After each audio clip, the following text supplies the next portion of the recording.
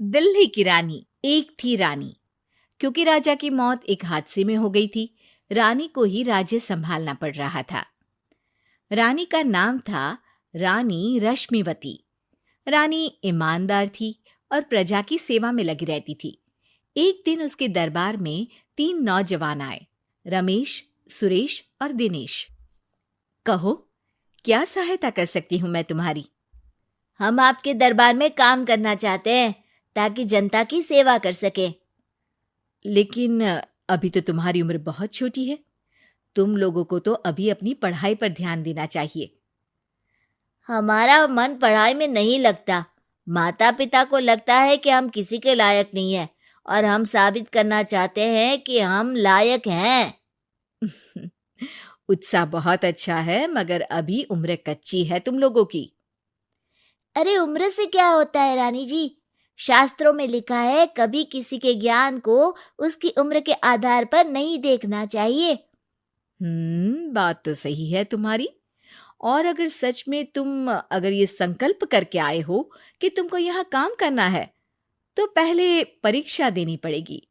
3 परीक्षा, एक शारीरिक परीक्षा, एक बुद्धि की परीक्षा और एक देशभक्ति की परीक्षा। और ये क्या है? वो मंत्री महोदय तुम्हें समझा देंगे। हमारे पास समय नहीं है। अगर तुम लोग तैयार हो तो बताओ। हाँ हाँ, हम तैयार है किसी भी परीक्षा के लिए।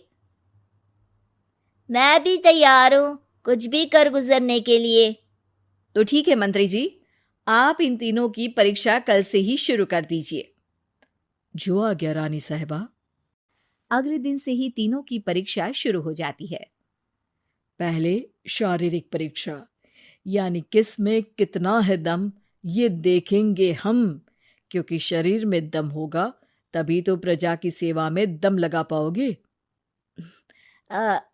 हमें क्या करना होगा? वो पेड़ दिख रहा है, जो सबसे पहले चढ़ेगा उस पे दरबार में नौकरी पाने के अवसर उसी के बढ़ जाएंगे। मैं चढ़ता हूँ। अरे रुको रुको, गिनती गिनने दो।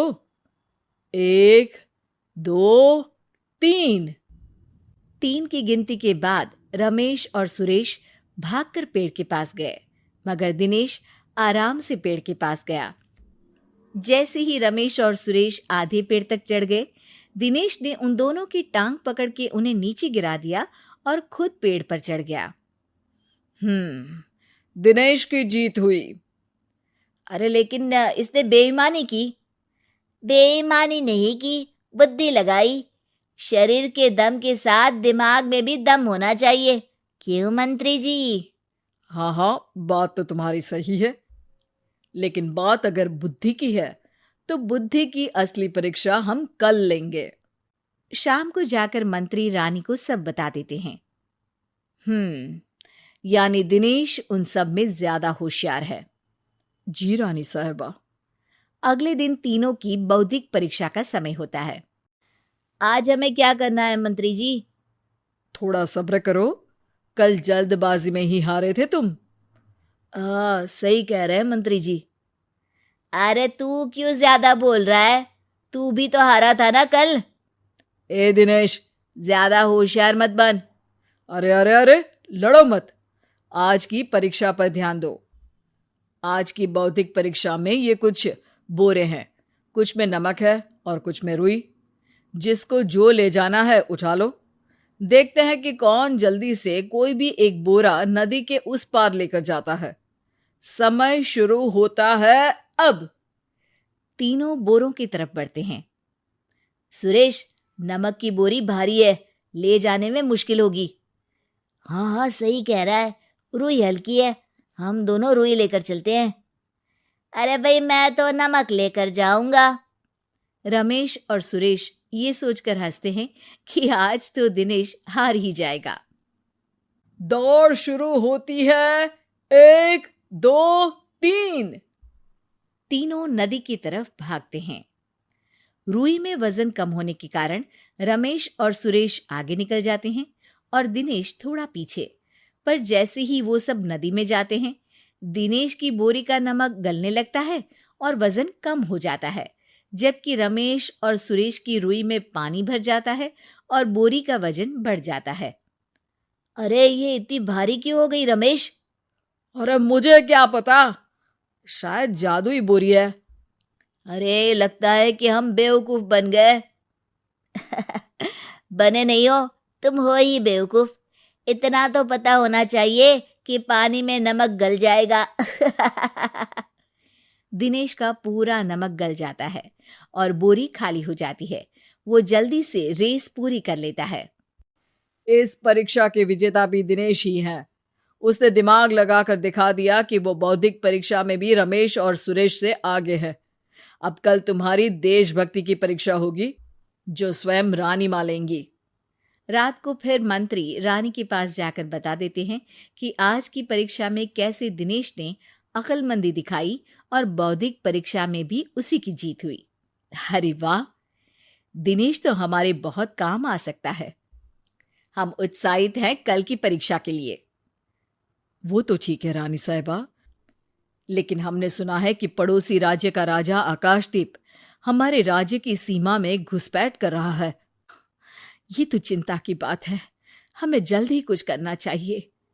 अगले दिन रमेश, सुरेश और दिनेश अपनी आखिरी देशभक्ति की परीक्षा के लिए दरबार में आते हैं। प्रणाम रानी साहिबा। नमस्कार रानी जी। प्रणाम रानी माँ। हमने तुम्हारी परीक्षा पर गौर किया। दिनेश आगे हैं। हम तुम तीनों में से किसी दो को ही दरबार में काम दे सकते हैं। किसी एक को आज जाना होगा। तो देशभक्ति की परीक्षा के लिए तैयार हो? पूरी तरह से। मैं तीनों से एक ही सवाल करूंगी। जिसका जवाब सबसे सही लगेगा उसे तो नौकरी मिल ही जाएगी। फिर दूसरे सबसे सही जवाब देने वाले को भी काम मिलेगा। आप लोगों का समय शुरू होता है अब। ज्यादा सोचने का समय नहीं होगा। जो मन में पहली बात आए उसका जवाब दे। तो सवाल यह है कि तुम इस मिट्टी के लिए क्या कर सकते हो? मैं इस मिट्टी को साफ रखूंगा। यहाँ के लोगों के भोजन की कमी को मैं पूरी करूंगा। मैं यहाँ के लोगों को गले लगा लगा के उनको खुशी दूंगा रानी माँ, और गरीबों के लिए घर बनवाऊंगा। मैं इस मिट्टी के लिए किसी की जान भी ले सकता हूँ रानी माँ। मंत्री, दिनेश को एक तलवार दो। जी रानी जी। दिनेश, पड़ोसी राज आकाशदीप की जान तुम्हारे हाथ में है। जाओ, अपना काम पूरा करो। आज रात को तुम उस पर हमला करोगे जब वो सो रहा होगा। दिनेश वहां से चला जाता है। रानी माँ, ये आपने क्या किया? अभी किया नहीं है मंत्री जी। आप आकाशदीप को संदेशा भिजवाओ कि पड़ोसी देश का एक कातिल रात को उन पे हमला करेगा और दिनेश को पकड़वा दो। अरे, ये आप क्या कह रही हैं? और क्यों कर रही हैं आप ऐसा? राजा को लगेगा कि हमने उसकी मदद की, उसकी जान बचाकर। वो हमारे राज्य का पीछा छोड़ देगा और हमारा एहसानमंद हो जाएगा। और दिनेश का क्या होगा? इस राज्य को दिनेश जैसे शातिर और लड़ाकू लोगों से ज्यादा जरूरत है, ऐसे लोगों की जो लोगों को खाना खिलाने की और खुश करने की बात करे। और ये गुण सुरेश और रमेश में है। इन्हें नौकरी दे दो। दिनेश बहुत चतुराई से नौकरी हड़पना चाहता था, जिसके लिए उसने रमेश और सुरेश जैसे दोस्तों का भी नुकसान किया। पर रानी ज्यादा चतुर निकली। उसने एक तीर से दो निशाने लगाए। दिनेश जैसे खूंखार युवक को राज्य से बाहर करवा दिया और पड़ोसी राजा आकाशदीप को अपना एहसानमंद कर लिया। पूरा दरबार रानी की जय जयकार कर रहा था।